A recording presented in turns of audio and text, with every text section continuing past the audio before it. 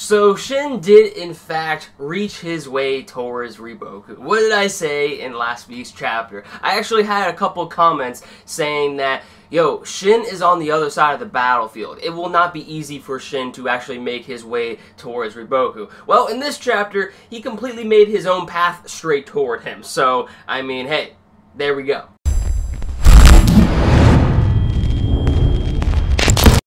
What is going on, guys? Welcome back to the channel. It is Professor Anime, and welcome back to yet again another Kingdom chapter review. This is going to be my review of chapter 532 of Kingdom, titled Shin's Blade. So, without further ado, let's get it started. So this chapter of Kingdom opens up with Shin making his way towards Riboku's location, completely disregarding the plan that Osen originally gave him, as well as completely disregarding the fact that the Makou army is under attack. Keep in mind that they just lost their captain, and you know, they're not really in the best sort of situation right now. But despite this, Shin completely disregards the Makou army and makes his way on over to Riboku's location because, simply put, like I stated before in my previous review, Shin lets his emotions get too easily to him, and this is what his biggest weakness is. And this is what really could decide the turning point to the war, just due to Shin's actions alone, as he just simply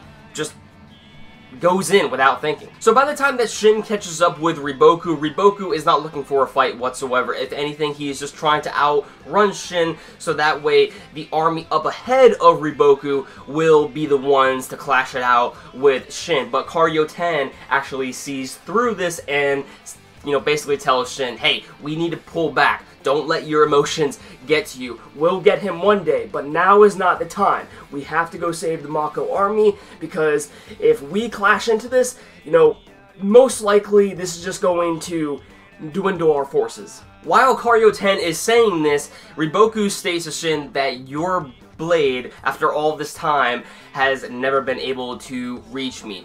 You were a child when I first met you, and now you are in fact a man, a 5,000 man commander, but yet your blade has still yet to reach me. You have progressed so far, but yet you still can't do a thing to touch me.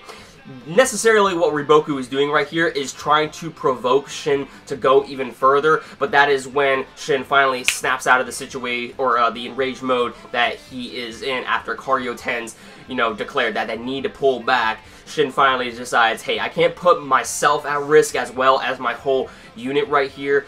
I'm gonna have to listen to Karyo-ten and take other priorities into consideration, because just simply going after this one guy for the sake of just my emotions alone is not worth it if all it boils down to is just getting my comrades killed. And that is when Shin literally makes the best speech out of this whole chapter after Riboku trying to provoke him. He states, Riboku, burn this sight into your eyes, the glaive that once belonged to General Oki, who fell to you and your schemes, the same glaive that I have now inherited from him, the last of the 6 great generals, and with this glaive I shall claim your head. The head of one of the 3 great heavens. I promise you, Riboku, one day I will come for you and your head will be mine.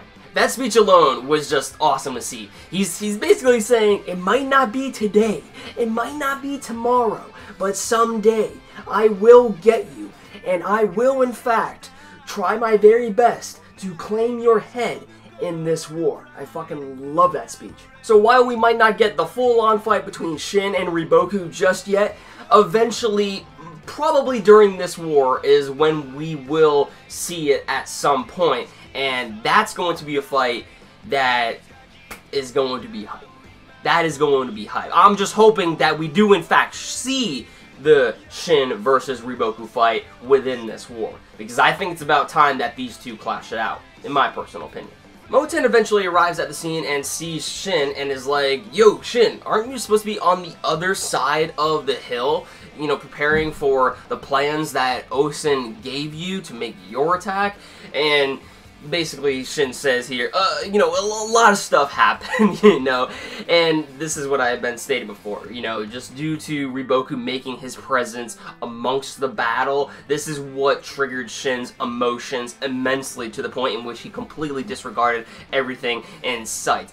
And now, at this point, Shin did not have a clear plan whatsoever as what he could do for the Makou army, you know, just due to the fact that it has been intensifying and, you know, Shin's forces are dwindling. And even Mouten states the fact that, you know, if the Makou army is lost here, we might as well declare this whole war forfeit. And this is where we get to the end of the chapter and where Mouten states to Shin, I need your help. Me and you, as well as our units, are going to make our way into the Makou army, inside that bloody stream, and try our very best in order to take back the Makou army, because, you know, at this point, this is really the only thing we can do. And I mean, you know what? Mouten right here is stating the truth. I mean, if the Makou army does in fact fall, they might as well, you know, say that this war is now forfeit, because the Makou army is one of the strongest armies that they have right now, but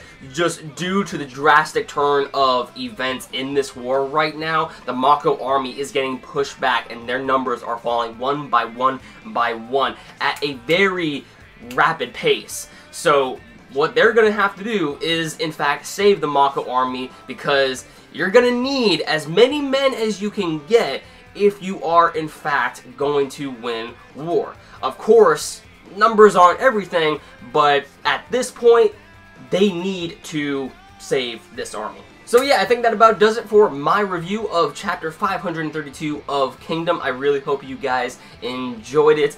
Definitely the best part of this chapter, to me personally, was when Shin gave that speech, you know, showing Oki's glaive to Riboku, basically stating that, hey, I'm coming for you. You better watch out.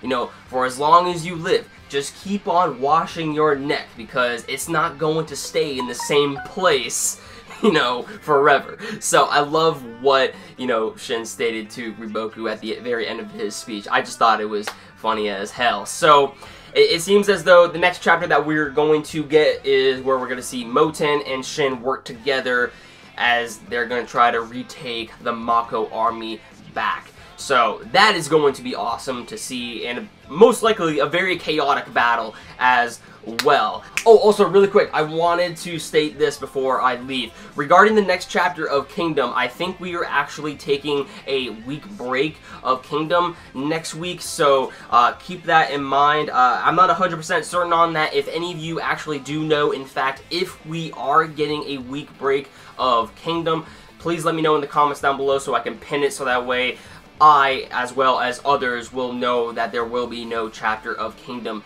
next week. So, yeah, just let me know if in fact we are getting a chapter or not. That about does it for this video, guys. Again, let me know your thoughts in the comments down below. Be sure to give this video a like if you haven't already. And with that said, everyone, thank you all for watching. I'll catch you all in the next one.